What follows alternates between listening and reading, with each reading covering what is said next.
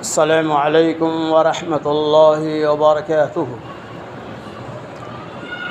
الحمد للہ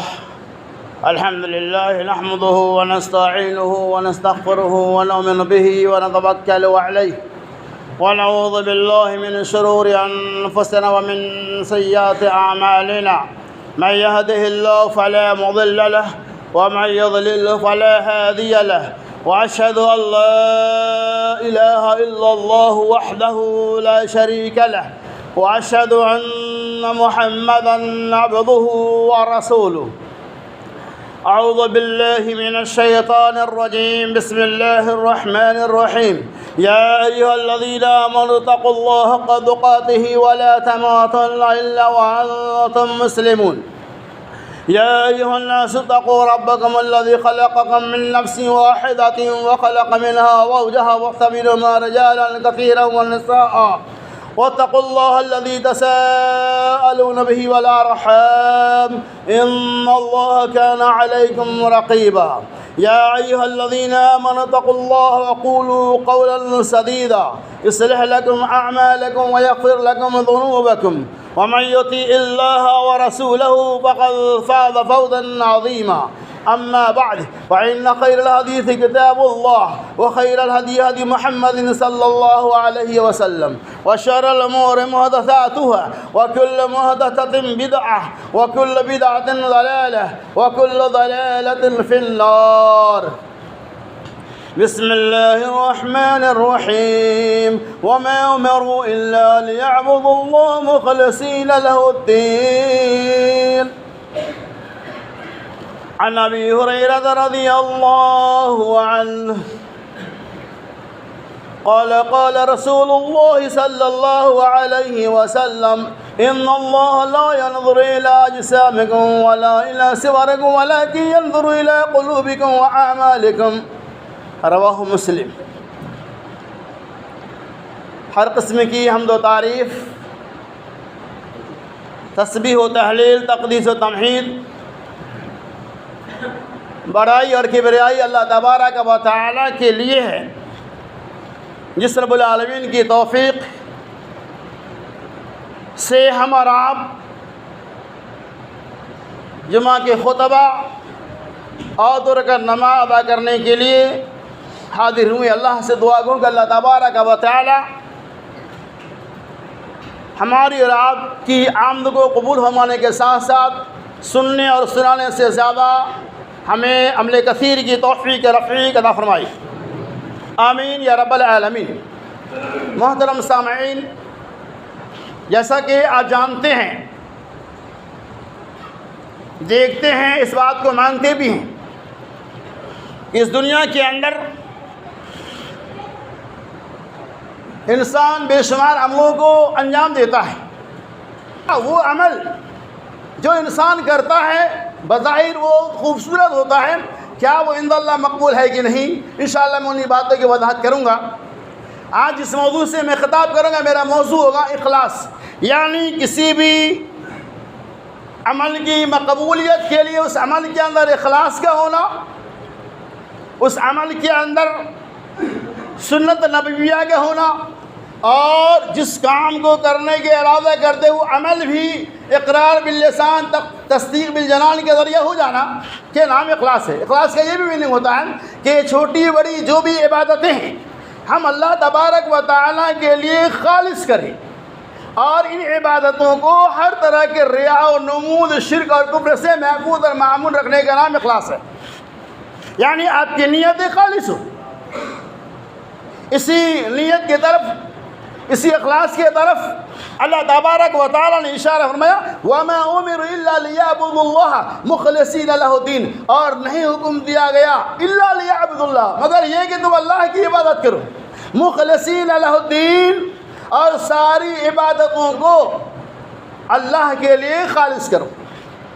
اس آیت پاک کے اندر اللہ تعالیٰ نے ہمیں اور آپ کو یہ پیغام دیا کہ ہم جو بھی عمل کریں گے، ہمارے عملوں کے اندر، ان کاموں کے اندر نیت خالص اللہ کی رضا ہونی چاہیے۔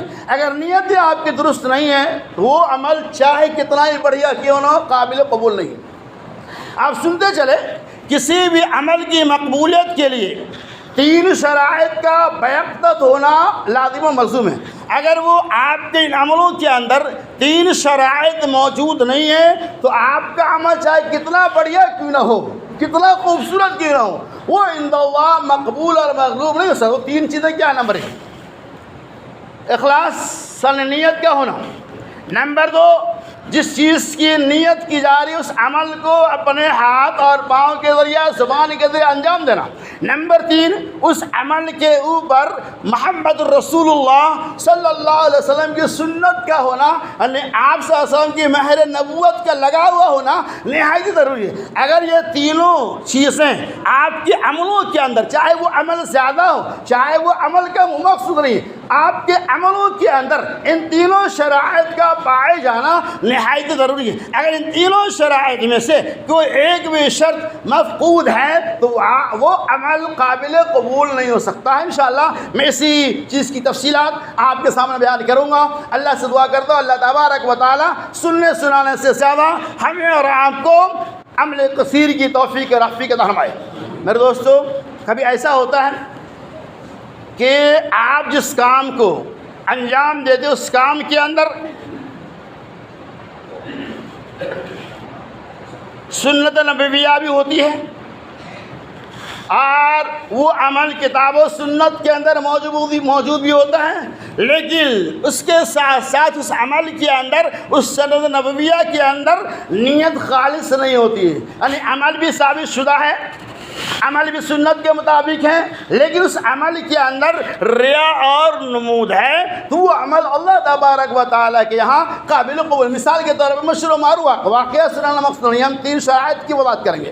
آپ نے سنا ہوگا کہ اللہ تبارک و تعالیٰ میدان محشر میں فیاض ایک مالدار کو لائے گا، ایک قاری عالم کو لائے گا اور ایک مجاہد شہدا کو لائے گا۔ ان تینوں طرح کے لوگوں کو لائے گا، یعنی صدقہ کرنے والا بہت زیادہ ہوگا، اللہ کے راستے میں جہاد کرنے والا ہوگا، اور وہ عالم دین کے کاموں کو انجام دینے والا ہوگا، لمبی چوڑی تقریریں کرنے والا ہوگا، قرأت کرنے والا ہوگا، حافظ قرآن ہوگا، عالم فاضل ہوگا۔ تینوں لوگوں کو اللہ تبارک و تعالیٰ لائے گا۔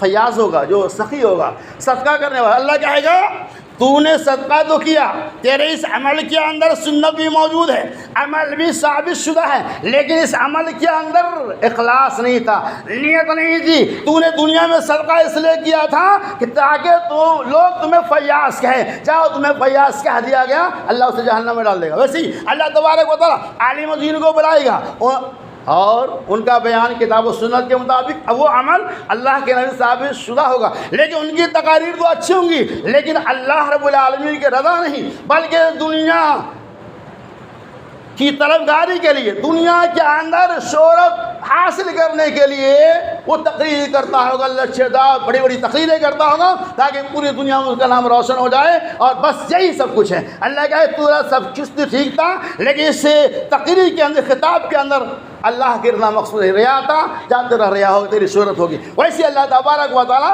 شہداء کو بلائے گا، کہے گا تو شہید تو ہوا اللہ کے راستے میں، عمل بھی موجود تھا، سنت بھی موجود تھی، لیکن اس عمل کے اندر اخلاص نہیں تھا، اللہ اسے بھی جہنم میں ڈالے۔ کیا پتہ چلا کہ دو چیزیں موجود تھیں، یعنی سنت بھی ہے، عمل بھی ہے، لیکن اخلاص نہیں تھا، اللہ تبارک و تعالیٰ جہنم داخل کر دے گا۔ جیسا کہ آپ نے سنا ہوگا اللہ فرمایا لن ينال الله لحومها ولا دماؤها ولكن يناله التقوى منكم، کہ ہم قربانی کے موقع سے گزر چکا ہے ابھی، اللہ فرماتا لن ينال الله لحومها، اللہ کے یہاں نہ تو گوشت پوست ہڈیاں خون کے لوتھڑے کچھ نہیں پہنچتا ہے، بلکہ اللہ رب العالمین کے یہاں تمہارے دلوں کا تقوی، تمہارے نیتیں پہنچتی ہے۔ ہم نے قربانیاں کی، الحمدللہ گوشت وہ پیسے لگائے، اگر ہماری قربانی کے اخلاص ہے تو اللہ تبارک و تعالیٰ نیت کے مطابق، اور وہ عمل چونکہ قربانی ثابت شدہ عمل ہے، اللہ کے نبی سے ثابت ہے، اخلاص کی تینوں چیزیں ہیں، الحمدللہ اللہ کیا قابل قبول ہے۔ ورنہ ہماری قربانی کا اثر بھی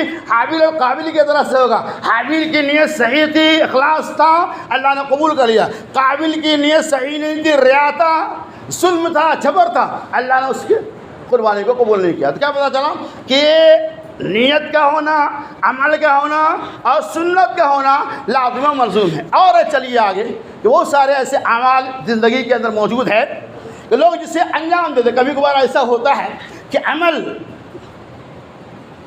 بہت اچھا ہوتا ہے اور اس عمل کے اندر اخلاص بھی ہوتا ہے، لیکن جس عمل کو آپ انجام دے رہے ہیں وہ عمل محمد رسول اللہ صلی اللہ علیہ وسلم سے ثابت شدہ نہیں۔ مثال کہ حضرت برہ بن عازب رضی اللہ تعالیٰ عنہ کہتے ہیں کہ بقر عید کے دن، عید الاضحیٰ کے دن، میرے خالو نے بقر عید، عید الاضحیٰ کی نماز سے پہلے بھیڑ کی قربانی کر لی۔ نبی صلی اللہ علیہ وسلم نماز کے بعد بلاتے ہیں، کہتے آؤ، کہا تو نے عید الاضحیٰ کی نماز سے پہلے قربانی کر لی، وہ قربانی نہیں ہوئی، اب دوبارہ قربانی کرنا پڑے گا، بھیڑ واپس ذبح کرو۔ یہ بخاری کے صحیح روایت۔ اب یہاں بتانا مقصود کیا ہے، اس صحابی کے عمل کے اندر کتنا اخلاص ہوگا وہ اللہ اور صحابی جان سکتا ہے، اور جس چیز کی قربانی دی گئی وہ بھی پاک، عمل بھی ٹھیک ٹھاک اور نیت بھی خالص، لیکن صرف فرق کتنا تھا، نبی صلی اللہ علیہ وسلم کی سنت تھی قربانی عید الاضحیٰ کی نماز کے بعد، اس صحابی نے نماز سے پہلے کر لیا، اللہ کے نبی نے فرمایا قربانی نہیں ہوئی۔ کیا پتہ چلا؟ پہلے اور بعد کی بنیاد پر اللہ کے نبی نے قربانی نہیں ہوئی۔ کیا معلوم ہوا کہ معمولی سنت چھوٹنے کی وجہ سے، سنت کیا ہے؟ نماز کے بعد جانور ذبح کرنا، اس صحابی نے پہلے ذبح کر دیا، اللہ کے نبی نے کہا قربانی نہیں ہوئی۔ ساری چیزیں موجود ہیں، اخلاص موجود ہے، عمل موجود ہے، لیکن جو عمل ہے وہ سنت سے ثابت نہیں ہے۔ سنت ہے نماز کے بعد قربانی کرنا، تو اسی چیز کے بارے میں اللہ تبارک و تعالیٰ فرمایا وَمَا أُمِرُوا إِلَّا لِيَعْبُدُوا اللَّهَ مُخْلِصِينَ لَهُ الدِّينَ، ساری عبادتوں کو اللہ کے لیے ہم خاص کریں، اور جو بھی عبادتیں اللہ کے لیے ہم خاص کریں گے ان عبادتوں کے اندر تین چیزوں کو پایا جانا لازم و ملزوم ہے۔ اگر یہ تین چیزیں نہیں ہیں تو وہ عمل اللہ تبارک و تعالیٰ کے یہاں قابل قبول نہیں ہے۔ اور چلیے آگے، آج دیکھیے دنیا میں بہت سارے اعمال لوگ انجام دیتے ہیں اور ہر عمل کو لوگ کار خیر سمجھتے ہیں، اور یہ بات صحیح ہے، کچھ عمل ایسے ہیں جو کار خیر جو اچھا ہے اس کا انکار نہیں۔ مثال کے طور پہ عید میلاد النبی منانا یہ بہت اچھا عمل ہے، محرم کے اندر غریبوں کو کھانا کھلانا، کھچا بنا کے کھلانا، سبیل نیاز لگانا یہ بہت اچھا عمل ہے، محرم کے اندر اور صدقہ و خیرات کو کرنا یہ بہت اچھا عمل ہے کہ نہیں؟ عمل تو بظاہر بہت ہی اچھا ہے، رات میں رجب کے کنڈے کو بنانا، رجب کے مہینے میں 27 رجب کو رات بھر جاگ کے عبادتیں کرنا یہ عمل بہت ہی اچھا تو نظر آ رہا ہے، اور اذان سے پہلے صلاۃ و سلام کا پڑھنا، درود پاک کا پڑھنا یہ اچھا عمل تو لگ رہا ہے۔ نبی نے فرمایا اذان کے بعد صلاۃ و سلام پڑھو، اذان کے بعد درود و سلام پڑھو، ہم اذان سے پہلے پڑھتے ہیں تو اذان سے پہلے پڑھے عمل تو اچھا ہے، درود پاک تو پڑھیں اور کیا کریں، لیکن فرق کتنا ہے؟ ویسے ہی فرق ہے، نبی نے کہا قربانی بعد میں سنت ہے، صحابی نے پہلے کر لیا، اللہ کے نبی رد کر دیا۔ ویسے ہی صلاۃ و سلام درود و پاک پڑھنا اذان کے بعد سنت نبویہ ہے، اذان سے پہلے ہم پڑھیں گے تو وہ عمل اچھا تو ہے، عمل بھی اچھا ہے، اس عمل کے اندر اخلاص بھی موجود ہے، لیکن اس عمل کے اندر سنت نبویہ موجود نہیں ہے، اسی لیے وہ عمل اللہ تبارک و تعالیٰ کے یہاں قابل قبول نہیں ہے، اللہ رب العالمین اس عمل کو قبول نہیں کرے گا۔ عمل تو بتائیے بہت اچھا ہے، تو آج دنیا میں بہت سارے ایسے اعمال ہیں، آج ماہ محرم کا مہینہ آیا، آپ دیکھ لیں گے اسے مل لیں، الحمدللہ پیاسوں کو پانی پلانا یہ غلط نہیں ہے، لیکن ہم جس عقیدت مندی کے ساتھ کرتے ہیں، امام حسین رضی اللہ تعالیٰ عنہ سے محبت کا اظہار کرنا ہے کوئی غلط نہیں ہے، لیکن ہم جیسی محبت کا اظہار کرتے ہیں وہ محبت نبی صلی اللہ علیہ وسلم سے ثابت شدہ محبت نہیں ہے، اسی لیے وہ محبت غلط ہے۔ درود پاک کا پڑھنا واجب الوجوب ہے، اس کا کوئی منکر نہیں۔ اب کوئی آدمی درود کو قعود میں تشہد میں پڑھنے کے بجائے قیام کی حالت میں پڑھے، گھر سے درود پڑھنا واجب ہے، اور یہ درود اچھا عمل ہے، اتنا اچھا عمل ہے، امام کائنات محمد رسول اللہ صلی اللہ علیہ وسلم نے ارشاد فرمایا کہ اگر کوئی بندہ حالت نماز میں نبی صلی اللہ علیہ وسلم کے اوپر درود نہیں بھیجے گا، درود نہیں پڑھے گا، اس کی نماز نہیں ہوگی۔ لیکن اگر کوئی آدمی یہ درود فاتحہ کے جگہ پہ پڑھنے لگے تو کیا ہوگا؟ عمل اچھا ہے، اس عمل کے اندر اخلاص بھی موجود ہے، لیکن سنت نبویہ نہیں ہے، اس لیے وہ عمل رات درگاہ ہو جائے گا۔ کیا پتہ چلا کہ قبولیت کے لیے عمل کا ہونا، نیت کا ہونا اور سنت کا ہونا نہایت ہی ضروری ہے۔ اگر یہ ساری چیزیں نہیں پائی جاتی ہے، چاہے کتنی بڑی عبادت کیوں نہ، پوری رات آدمی کھڑے ہو کر عبادت کرے، ایک پیر پہ کھڑے ہو کر رات میں اللہ کی عبادت کرے، اللہ اللہ اللہ کرے، یہ عمل اچھا ہے، اس عمل کے اندر اخلاص ہے، لیکن یہ عمل سنت نبویہ کے مطابق نہیں ہے، لہذا یہ عمل راد درگاہ ہے، اس کو رد کر دیا جائے گا۔ اور یہ سنن بخاری کی روایت۔ حضرت انس بن مالک رضی اللہ تعالیٰ عنہ کہتے ہیں، میں اصل اخلاص کی طرف لے جاتا ہوں، تین چیزیں تو عمل کے لیے، قبولیت کے لیے ضروری ہے۔ انس بن مالک رضی اللہ تعالیٰ عنہ کہتے ہیں، صحابہ کرام کے چھوٹا سا قافلہ ازواج مطہرات کے پاس پہنچے اور سوال کیا اللہ کے وسلم کی عبادت کے بارے میں، اللہ عبادت کے بارے میں پوچھ رہے ہیں۔ ماں عائشہ رضی اللہ تعالیٰ عنہ نے کہا اللہ کے نبی کی عبادت کے بارے میں کیا پوچھتے ہیں؟ آپ صلی اللہ علیہ وسلم رات بھر قیام کرتے ہیں، جس کی وجہ سے آپ کے پیر مبارک کے اندر بسا اوقات سوجن آ جاتا ہے، پھول جاتا ہے۔ صحابہ کرام کہتے ہیں وہ نبی جو معصوم عن الخطا ہے، جو امام الانبیاء ہے، جو شافعی مذہبین ہے، ان کی یہ حالت ہے کہ رات بھر عبادت کرتے ہیں، ہماری عبادتوں کا کیا ہو؟ کبھی ہم نے کمپرومائز کیا؟ کبھی ہم نے سوچا؟ صحابہ سوچ رہے ہیں کہ وہ نبی جو معصوم عن الخطا ہے، ہماری عبادت کا کیا ہوگا؟ جبکہ صحابہ کرام بھی عبادت کریں ماشاءاللہ، کوئی شک نہیں، لیکن انہوں نے کیا کہا سن لیجیے۔ ایک نے کہا کہ میں زندگی بھر شادی نہیں کروں گا، ایک نے کہا میں افطاری نہیں کروں گا، ایک نے کہا کہ میں پوری رات قیام کروں گا۔ کیوں کہا؟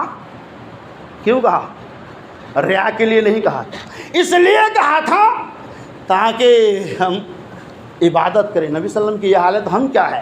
انہوں نے اخلاص، ان کے اس صحابہ کی اس قول کے اندر اخلاص موجود، نیت ایک دم صحیح تھی، خالص تھی، اور جو جس کام کا ارادہ کیے، نماز پڑھیں گے، روزہ ہی رکھیں گے، شادی نہیں کریں، مقصد کہ تاکہ عبادت زیادہ ہو، نیتیں بھی صحیح، عمل بھی صحیح، لیکن اس عمل کے اندر اللہ کے نبی صلی اللہ علیہ وسلم کی سنت موجود نہیں ہے۔ آپ صلی اللہ علیہ وسلم جو آئے اور اس حقیقت کو بیان کیا گیا، کہا صحابہ کرام آئے تھے ایسا ویسا کہہ کے گئے، اللہ کے نبی نے تینوں صحابہ کو بلایا اور کہا میری یہ حالت ہے، میں قیام بھی کرتا ہوں اور سوتا بھی ہوں، میں بیویوں کے حقوق بھی ادا کرتا ہوں، میں روزہ رکھتا بھی ہوں، کبھی نہیں بھی رکھتا ہوں، تمہارا یہ کیا معاملہ ہے؟ کہا یہ عمل اس سے فوراً رجوع کرو۔